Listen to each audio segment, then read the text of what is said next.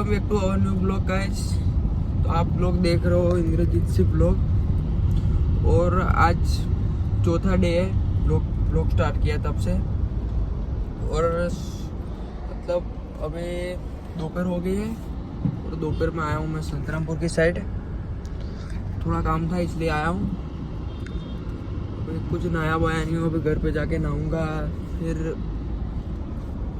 और कुछ करेंगे, फिर जाएंगे। आई थिंक दोस्त को गाड़ी सिखाना है, वहाँ जाएंगे, फिर जाके दिखाता हूँ आगे कुछ। अभी तो ट्रैफिक है एक्चुअली, ट्रैफिक में चल रहा है, तो चल रहा है जैसे एक्चुअली में अभी नया ना तो फावते नहीं है थोड़ी हिंदी थोड़ी गुजराती मिक्स, तो आज આવું થયું આમ તેમ એવું છે થોડું। અત્યારે ગાડી ટ્રાફિક છે એવું લાગે, બહુ ટ્રાફિક જ છે ગાઈસ। તો અહીંયા આઈ થિંક 10-15 મિનિટ નીકળી જવાય। ટ્રાફિક જ બહુ હોય છે યાર, કંટાળી જવાય। અને આપણે ગાડી લઈને આવ્યા છીએ મોટી, એટલે હવે ગાડી લઈને આવવાનું નહીં, તો ટ્રાફિકમાં ને જામ કંટાળી જવાય।